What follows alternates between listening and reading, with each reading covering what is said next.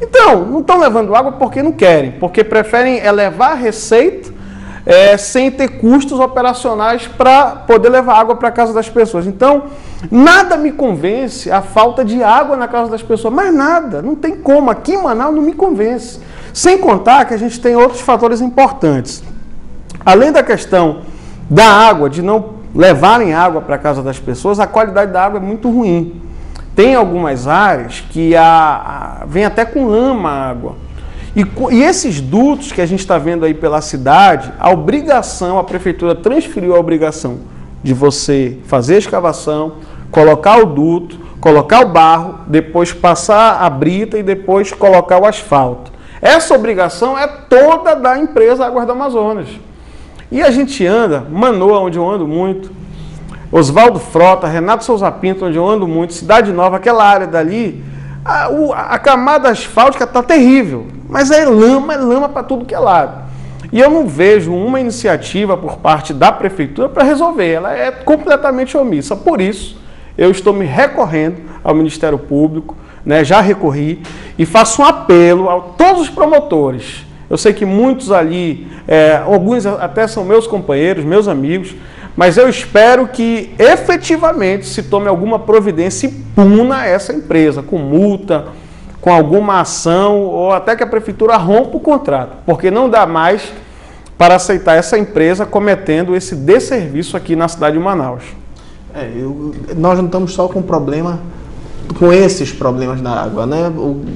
Tem a situação do fornecimento, você já falou disso, mas o fornecimento em alguns bairros, esse não é um programa do estilo sensacionalista, que gosta de expor a miséria humana, mas nós verificamos em alguns programas essa situação, bairro sem nem um pingo de água, em que a água demora 2, 3 dias para chegar. Olha, eu queria um dia poder voltar aqui no seu programa, talvez demore muito, né, eu poder voltar e falar sobre isso. Eu queria falar aqui do uso inteligente da água. Sabe, eu queria poder falar aqui sobre torneiras inteligentes, para que a gente pudesse usar melhor a água, esse mineral tão precioso que é a água. É um privilégio. Eu queria poder falar de campanhas de conscientização do uso da água. Eu queria que os adolescentes e os jovens das escolas pudessem, Rodrigo, visitar todo o complexo operacional que é fazer com que a água chegue na sua casa.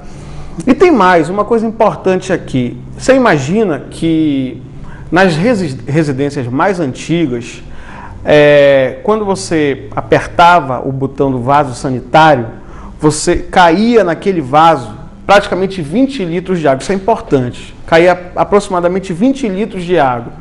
Hoje em dia você tem nas casas mais modernas, acopladas, uma caixa que no máximo varia entre 4 e 6 litros, o suficiente para fazer a higienização. Ou seja, campanhas, blitz mesmo, o nome não é outro, não é blitz, para verificar se as casas dos condomínios estão com essas caixas de no máximo 6 litros e não de 20. Uma caixa de 20 litros num banheiro desse, numa residência, é uma verdadeira catarata caseira, né? Você está ali desmoronando água direto, e estragando esse mineral tão rico, tão bonito. Então eu sou um apaixonado pela causa da água, é um recurso que a gente tem que apreciar bem e valorizar. E valorizar porque é a nossa vida, né? A água é a nossa vida. Ok, vamos fazer agora um pequeno intervalo e voltamos já com Issa Abraão. Agora, Issa, voltando para o programa, esse ano de 2009, esse ano que passou, o grande problema da taxa de lixo, o projeto da taxa. Você votou a favor ou contra? Muitas pessoas disseram que você votou a favor. Como é que está essa situação? Votou a favor ou votou contra? Primeiro eu quero até te explicar o seguinte. Eu me surpreendi com a pressa do prefeito em querer aprovar a taxa do lixo. E logo na primeira semana de janeiro de 2010, já desse ano, eu estive lendo uma entrevista dele pelo jornal. E aí eu vi que ele dizia que ele queria mostrar que as contas do ex-prefeito estavam erradas por ele ter colocado essa cobrança da taxa do lixo junto com o IPTU. Né? Era uma forma de tentar até desmoralizá-lo, era uma forma de tentar mostrar para o Tribunal de Contas que o que ele tinha dito logo no início do governo dele é correto, foi correto, e que, portanto, as contas do ex-prefeito Serafim estavam erradas em virtude dessa união de um imposto e uma taxa. Em relação à minha postura política, vale destacar o seguinte: a Câmara ela iria até quarta-feira, dia 23. De uma maneira até que eu desconheço, o presidente da Casa antecipou a sessão da quarta para terça à tarde. Então, quando você sabe que você tem sessão segunda, terça e quarta, você acaba ocupando a sua tarde com outras atividades. E aí eu ocupei a minha terça-feira à tarde com uma avaliação que eu tinha com a minha professora Antonieta, que é minha orientadora no curso de mestrado em desenvolvimento regional, que eu inclusive me qualifiquei essa semana e que daqui mais um mês eu já concluí. E aí, vai e vem, eu já tinha marcado com ela. Aí eu disse para meus companheiros lá da Câmara: olha, eu vou ficar aqui até às 17 horas, porque 18 horas eu tenho um encontro com a minha professora e é inadiável, porque ela vai viajar e eu tenho que ir, né? Me pegou de surpresa aquela votação na terça à tarde. Estava tudo certo para quarta de manhã. Primeira votação: vereadores que aprovam a favor da taxa do lixo permaneçam como estão. Muitos aprovaram, eu estava lá e votei contra.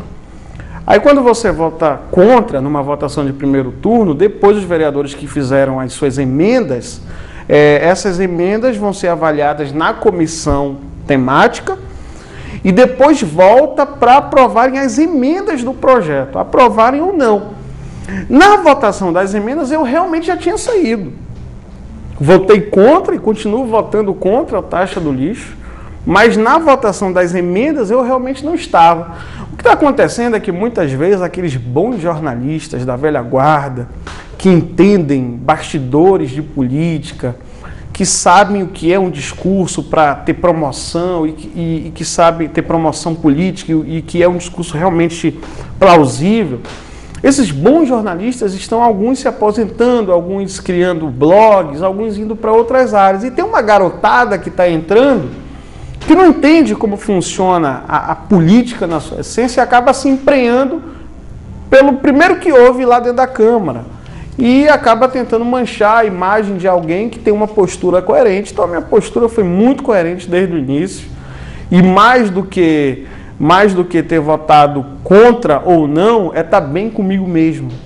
É ter terminado o ano na certeza de que tudo que eu fiz foi positivo ao longo de 2009.